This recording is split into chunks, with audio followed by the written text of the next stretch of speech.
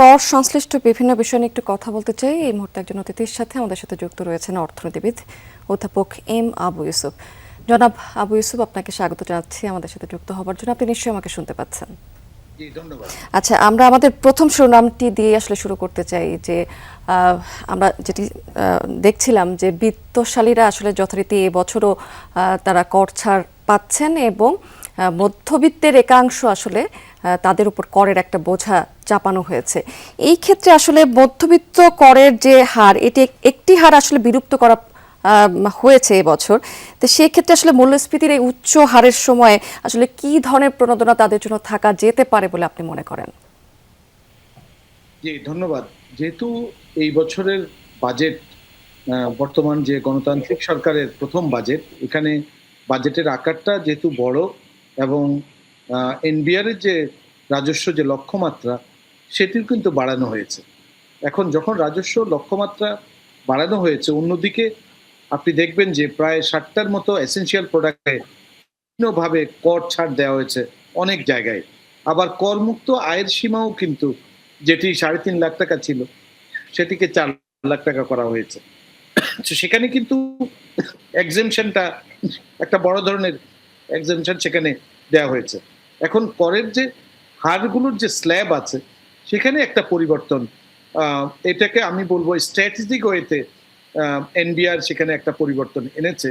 এটি যদি আগের হারটা থাকতো তাহলে বেটার হতো, কিন্তু এটিও আমাদেরকে বুঝতে হবে, যেহেতু আমরা চাই এডুকেশনে বেশি খরচ হোক, সোশ্যাল প্রোটেকশনে বেশি খরচ হোক, হেলথে বেশি খরচ হোক, যেটি এইবারের বাজেটে কিছুটা রিফ্লেকশন হয়েছে।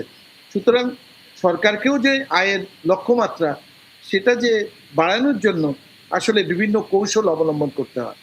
তো সেই জায়গাটায় যেটা সর্বোচ্চ যেটি আছে সেটি কিন্তু 30%ই আছে। যারা উচ্চ বিত্ত আছে তারা একসময় এটি 25% ছিল, কিন্তু সেটাকে বাড়িয়ে 30% করা হয়েছে। এবছরও 30%ই আছে।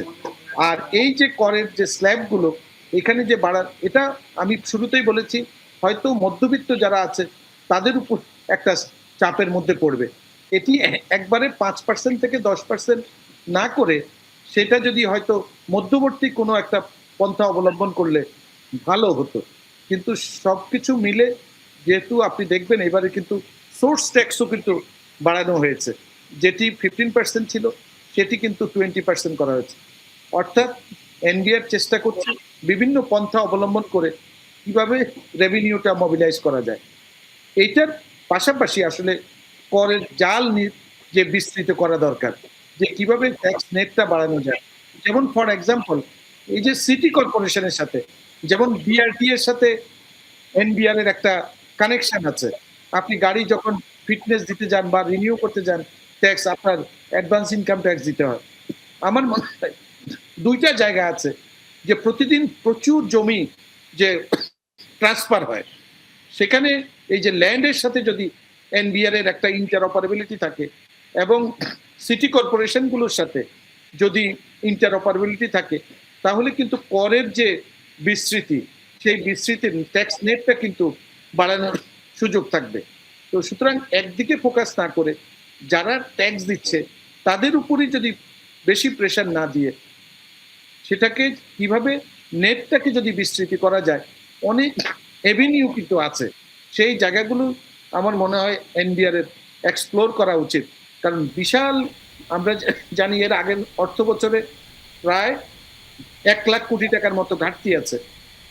আবার নতুন অর্থ বছরে তাকে আরো বেশি পরিমাণ টার্গেট দেওয়া হয়েছে, প্রায় 6 লাখ কোটি টাকার টার্গেট দেওয়া হয়েছে। তো সেটা পূরণ করতে গিয়ে এনবিআর যে কৌশলগুলো অবলম্বন করেছে।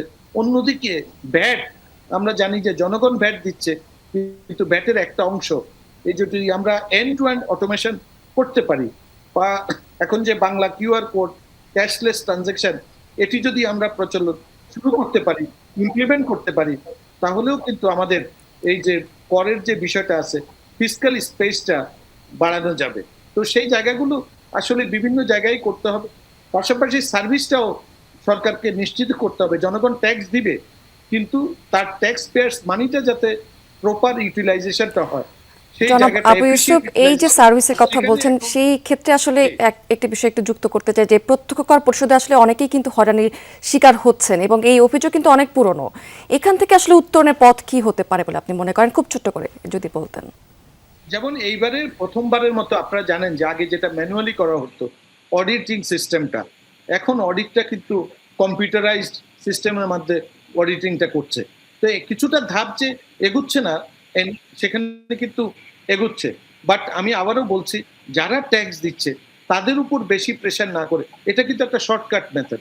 যারা ট্যাক্স নেটের বাইরে আছে, যেটি আমি বললাম যে মনে করেন যখন ল্যান্ড এই যে ট্রান্সফার হচ্ছে, এখানে কিন্তু একটা বড় সুযোগ আছে যদি ল্যান্ডটাকে এনবিআর এর সাথে ইন্টার অপারেবিলিটি করা যায়, সিটি কর্পোরেশনের সাথে করা যায়, বিভিন্ন অর্গানাইজেশন যে ইন্টার এজেন্সি ইন্টার অপারেবিলিটি সেগুলো যদি করা যায়। বিশেষ করে অনেক ভ্যাট কিন্তু গভর্নমেন্টের কোষাগারে যাচ্ছে না, সেটি যদি আমরা এন্ড টু এন্ড মানে যেটা অটোমেশনের কথা বাজেট বক্তৃতাতেও বলা হয়েছে, সেটি যদি করা যায়, আমার মনে হয় ক্যাশলেস ট্রানজেকশন যেটি বাংলা কিউআর কোড দিয়ে শুরু হয়েছে, সেগুলো আমরা ইমপ্লিমেন্ট করতে পারলে আমি তো মনে করি আমরা যে কিছুটা আমাদের উপকৃত হব। অনেক ধন্যবাদ আবু ইউসুফ আপনাকে আপনার মূল্যবান মতামতের জন্য।